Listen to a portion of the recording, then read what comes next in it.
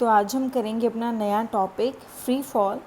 तो free fall है जो क्या है हमारे पास, a body falling towards the centre of earth under the influence of single force only which is gravitational pull of the earth is said to be freely falling body. इसका मतलब क्या है कि जब भी हम किसी बॉडी को, ठीक है, या फिर जब भी कोई बॉडी फ्रीली फॉल करती है towards the centre of the अर्थ, किसकी वजह से? सिर्फ सिंगल फोर्स की वजह से। और वो सिंगल फोर्स कौन सी होनी चाहिए? Gravitational pull of the earth. मैंने आपको बताया था कि जब भी हम कोई चीज़ को ऊपर फेंकते हैं, थ्रो करते हैं, तो आफ्टर सम टाइम वो नीचे आ जाती है। तो उसका कारण क्या है? ग्रेविटेशनल फोर्स ऑफ द अर्थ। ठीक है, जो अर्थ है वो क्या लगाती है? किसी भी ऑब्जेक्ट को नीचे लेके आने में हेल्प करती है। तो मैंने आपको ये भी बताया था कि अगर ग्रेविटेशनल फोर्स या ग्रेविटी की वैल्यू तब पॉजिटिव होगी जब कोई ऑब्जेक्ट है वो टुवर्ड्स दी अर्थ आएगा। अगर अर्थ से कोई दूर जाएगा ऑब्जेक्ट तो उसकी जो एक्सेलरेशन ड्यू टू ग्रेविटी की वैल्यू वो क्या हो जाएगी? नेगेटिव हो जाएगी। उसके बाद हम ये पढ़ेंगे कि जो फ्री फॉल है वो किन चीज़ों पे डिपेंड करता है। तो फ्री फॉल है जो वो डिपेंड करता है रेजिस्टेंस ऑफ द एयर।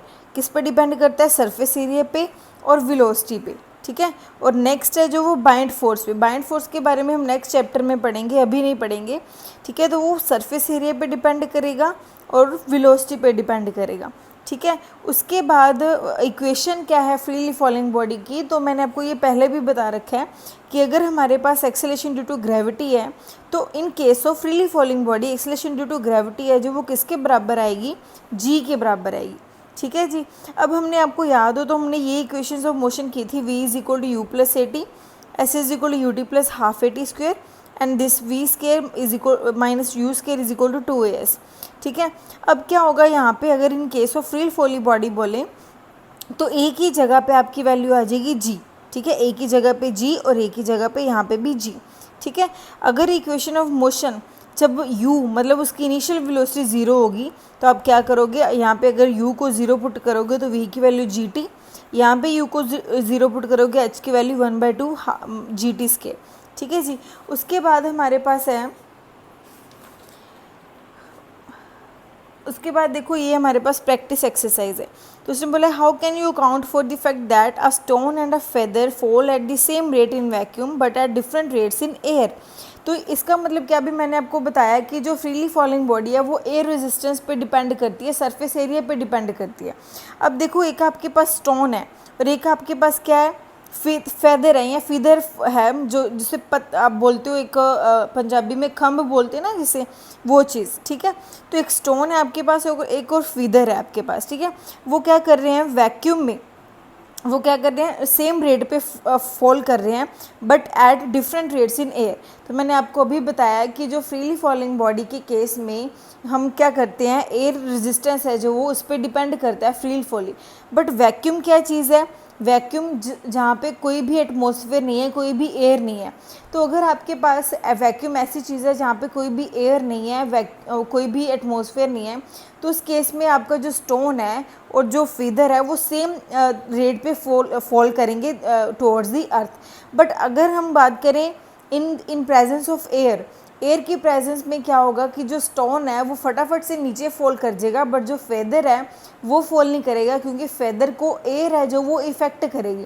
जब एयर में से कोई, जैसे फेदर आएगा एयर में से, तो वो क्या होगा कि जो फेदर है वो एयर के साथ, एयर क्या हो जाएगा? अपनी डायरेक्शन से रोटेट होना शुरू हो जाएगा, वो ऐसे ऐसे हिलना शुरू हो जाएगा। ठीक है, उसके बाद उसने बोला the equation of motion for free fall body can be use in case of any free fall नहीं।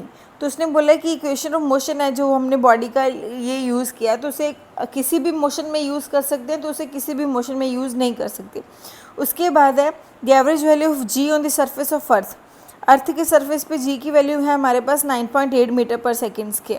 नेक्स्ट है जो during the free fall acceleration of a body near the surface of earth is equal to G. तो अभी मैंने आपको बोला free fall के case में जो एक्सेलेरेशन है वो जी के बराबर है, जिसे हम क्या बोलते हैं? Acceleration due to gravity.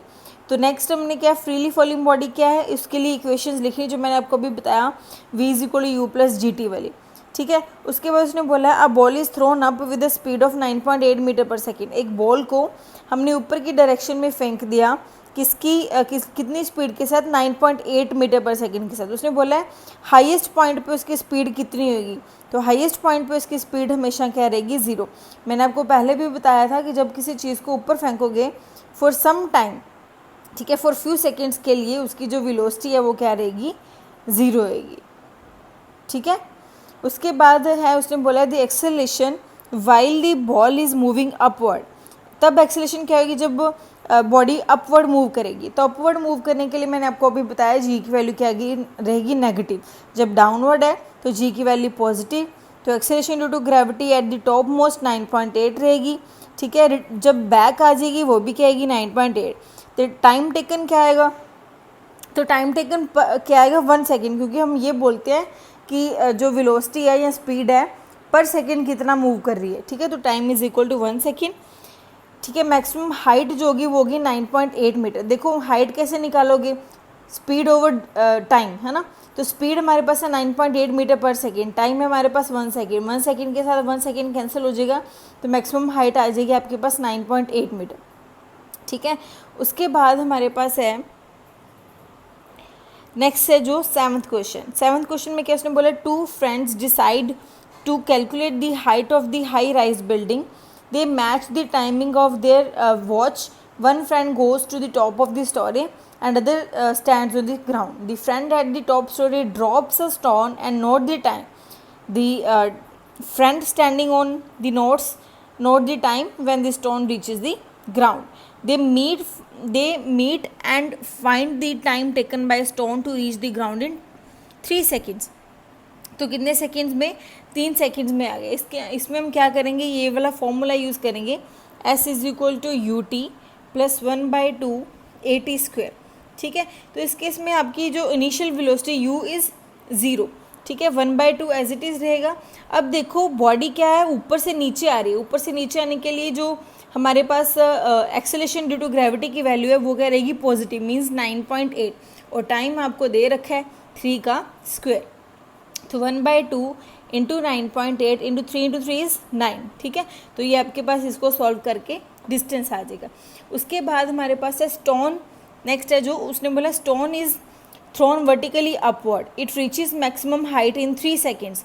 Time दे रखा है, एक्सेलेरेशन ड्यू टू ग्रेविटी दे रखी है, तो हमने क्या निकालना है, इसकी इनिशियल वेलोसिटी निकालनी है, ठीक है। तो इनिशियल वेलोसिटी निकालने के लिए कौन सा फॉर्मूला यूज़ करेंगे, v is equal to u plus AT, ठीक है। तो v हमको क्या दे रखा है उसने, 0, क्योंकि उसने बोला stone is throne vertically upward. तो जब वर्टिकली अपवर्ड थ्रो करेंगे तो जब वो नीचे की तरफ आएगा ना, तो फॉर फ्यू सेकेंड उसकी जो फाइनल वेलोसिटी है वो क्या रहेगी, 0, ठीक है। तो v इज़ 0, u निकालना है, a है आपके पास 9.8, ठीक है, बट उसने बॉडी को अपवर्ड थ्रो किया तो माइनस आएगा, ठीक है, साथ में t दे रखा है 3, तो आपके पास u इज इक्वल टू आ जाएगा आपके पास 9.8 इंटू 3, इसको मल्टीप्लाई करके आंसर आ जाएगा, ठीक है। उसके बाद है स्टोन इज थ्रोन। अच्छा, ये दो बाकी के जो हमारे पास है ये सिमिलर है, तो ये आप खुद ट्राई करना।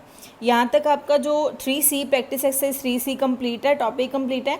इसके बाद हमारे पास सिर्फ एक ही टॉपिक लेफ्ट है, मास एंड वेट, ठीक है, तो वो हम कर लेंगे नेक्स्ट वीडियो में।